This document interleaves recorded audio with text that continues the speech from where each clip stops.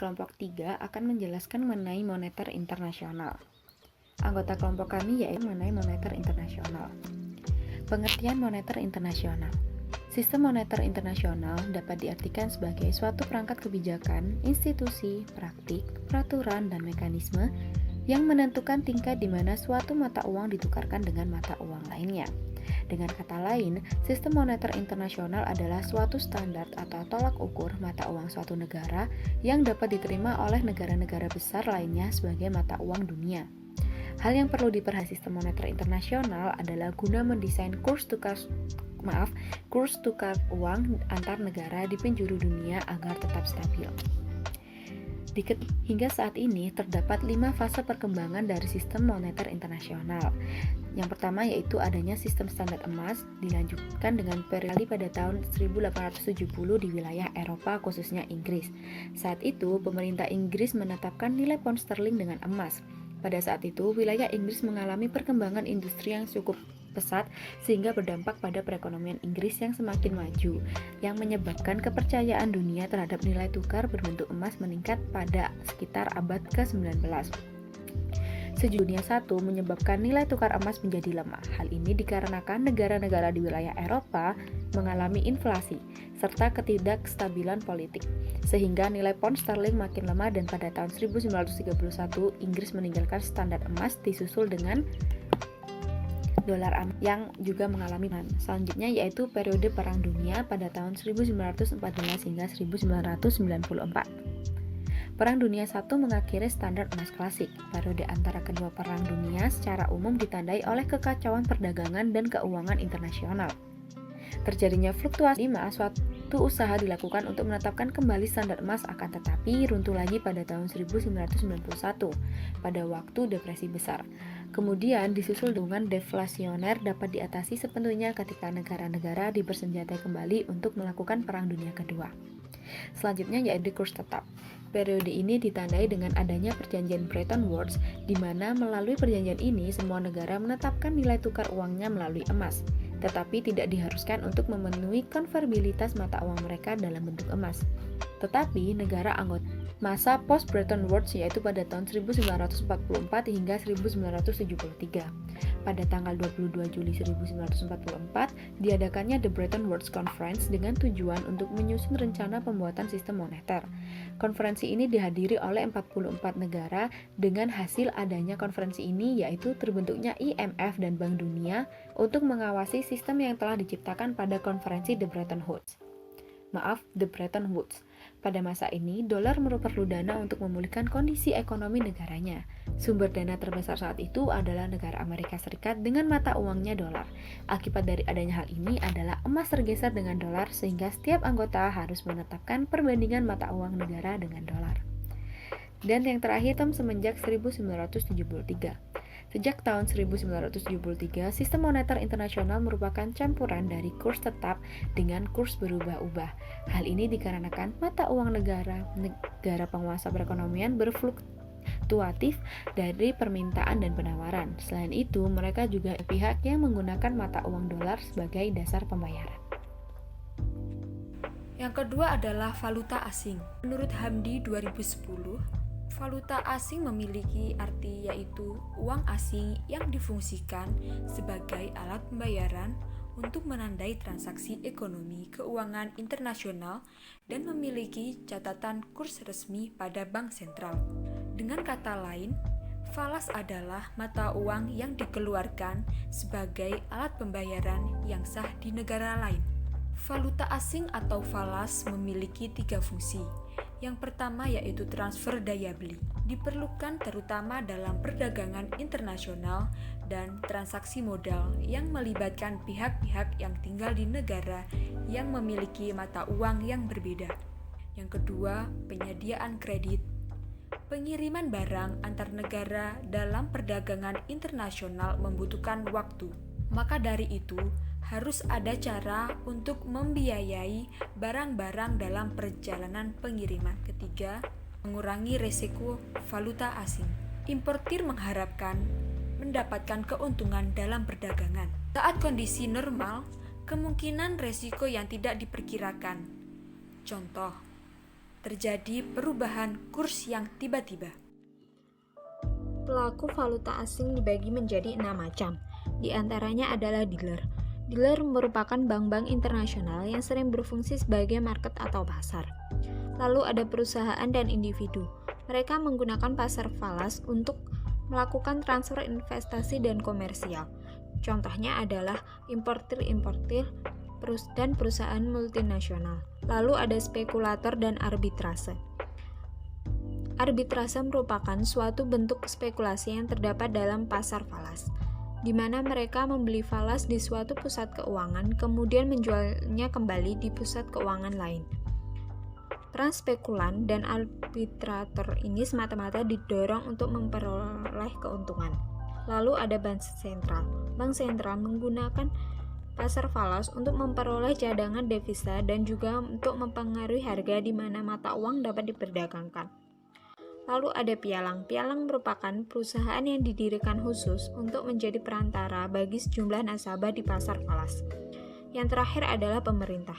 Pemerintah menggunakan pasar falas untuk membayar hutang luar negeri dan menerima pendapatan dari luar negeri. Lalu ada jenis valuta asing. Valuta asing fisik adalah valuta asing yang berbentuk uang kartal, seperti uang logam dan uang kertas. Lalu ada falas non-fisik. Falas non-fisik berbentuk surat-surat berharga atau uang gira, seperti wesel, cek, dan lain-lain. Lalu ada mata uang asing dan saldo kredit. Mata uang asing dapat berupa euro, dolar, yen, dan lain-lain. Sedangkan saldo kredit adalah saldo yang kredit yang terdapat pada bank-bank devisa suatu negara yang berada di luar negeri.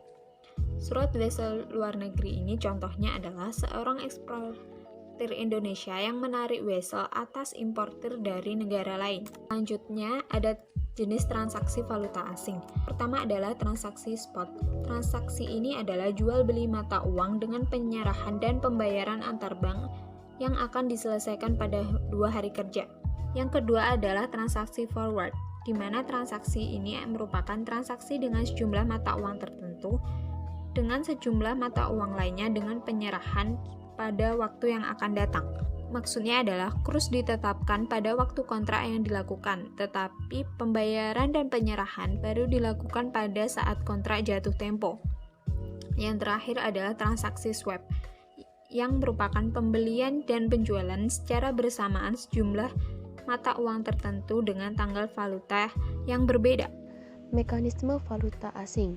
Di dalam bursa falas, orang bisa membeli maupun menjual mata uang yang diperdagangkan untuk memperoleh keuntungan atau profit dari transaksi yang dilakukan. Di dalam bursa falas dikenal istilah lot dan juga pip. Nilai satu lot sama dengan $1.000 dan nilai satu pip sama dengan $10. Nilai dolar di bursa falas berbeda dengan nilai dolar yang kita kenal di bank-bank pada umumnya. Nilai dolar di bursa falas bervariasi, 6.000, 8.000, atau bahkan 10.000 rupiah. Transaksi valuta asing dapat dilakukan melalui 2 arah, yaitu seseorang bisa membeli terlebih dahulu atau open buy, baru kemudian menjualnya atau sell. Atau bisa juga dilakukan dengan menjualnya terlebih dahulu baru kemudian membelinya. Berikut ini adalah contoh mekanisme valuta asing. Selanjutnya adalah exchange rate atau nilai tukar. Kurs atau nilai tukar merupakan pertukaran antar dua mata uang yang berbeda, sehingga akan memperoleh perbandingan harga atau nilai antar kedua mata uang tersebut. Nilai tukar atau exchange rate merupakan kunci terpenting dalam bertransaksi dengan negara lain. Sistem nilai tukar dibagi menjadi 3. Yang pertama, sistem nilai tukar mengambang penuh, di mana penentuan nilai tukar bukan berada di tangan pemerintah atau bank sentral, melainkan berdasarkan pada mekanisme pasar. Yang kedua, sistem nilai tukar tetap. Penentuan nilai tukar terhadap mata uang ditentukan oleh pemerintah atau bank sentral. Yang ketiga, sistem nilai tukar mengambang terkendali, di mana nilai tukar diambangkan dalam suatu interval tertentu. Faktor yang mempengaruhi nilai tukar, yang pertama neraca pembayaran. Neraca pembayaran adalah penyatatan kegiatan internasional suatu negara yang terdiri dari neraca berjalan dan neraca modal, di mana jumlah impor dan capital outflow meningkatkan permintaan mata uang asing, dan jumlah ekspor dan capital inflow meningkatkan penawaran mata uang asing. Yang kedua, pertumbuhan ekonomi. Kinerja ekonomi yang kuat akan mendorong investor asing untuk menanam modal. Selanjutnya, utang pemerintah. Tingginya utang pemerintah akan meningkatkan resiko gagal bayar. Semakin tinggi resiko gagal bayar, maka kemungkinan modal asing akan meninggalkan negara tersebut. Yang keempat, inflasi. Apabila inflasi dalam suatu negara rendah, maka nilai tukar akan terapresiasi. Namun, jika inflasi tinggi, maka nilai tukar akan terdepresiasi. Baik, saya akan menjelaskan tentang kelebihan dan kekurangan moneter internasional. Kelebihannya yaitu ada 7, yaitu menjaga iklim suatu negara, membuka luas lapangan pekerjaan, meningkatkan pertumbuhan ekonomi yang stabil, meningkatkan neraca pembayaran, mempertahankan kestabilan nilai tukar mata uang, memperbaiki kestabilan harga barang dan jasa, menurunkan laju inflasi. Untuk kekurangannya yaitu kurang informasi terhadap lapangan pekerjaan. Selanjutnya yaitu jenis nilai tukar. Jenis nilai tukar itu ada 2. Yang pertama yaitu kurs tetap, yang kedua yaitu kurs mengambang. Untuk kurs mengambang sendiri itu nanti dibagi menjadi 2, yaitu kurs mengambang terkendali dan kurs mengambang bebas. Untuk yang pertama yaitu kurs tetap. Kurs tetap ini yaitu suatu sistem nilai tukar di mana sentral bank menetapkan nilai tukar dalam negeri terhadap negara lain yang ditetapkan pada tingkat tertentu tanpa melihat aktivitas penawaran dan permintaan di pasar uang, yaitu dengan mengaitkan suatu nilai suatu mata uang dengan emas. Nanti apabila terjadi suatu masalah, pemerintah akan melakukan jual beli uang terhadap negara yang terjadi masalah tersebut agar kurs tetap stabil atau kurs tetap menjadi kurs tetap. Untuk yang kedua yaitu kurs mengambang terkendali. Kurs mengambang terkendali tersebut yaitu bergerak dalam rentan pasar tertentu. Dengan kata lain, penetapan kurs ini tidak sepenuhnya diserahkan oleh aktivitas pasar falas. Dalam pasar ini masih ada campur tangan pemerintah. Nah, untuk kurs mengambang terkendali ini, pemerintah masih ikut campur dalam aktivitas pasar falas tersebut agar nantinya kurs tetap terkendali. Nah, kemudian untuk kurs mengambang bebas ini, kurs mengambang bebas lebih cocok ditunjukkan bagi suatu negara yang sistem perekonomian sudah mapan. Sistem nilai tukar ini akan menyerahkan seluruhnya kepada pasar untuk mencapai kondisi embleem yang suatu dengan kondisi internal dan eksternal negara yang bersangkutan. Itu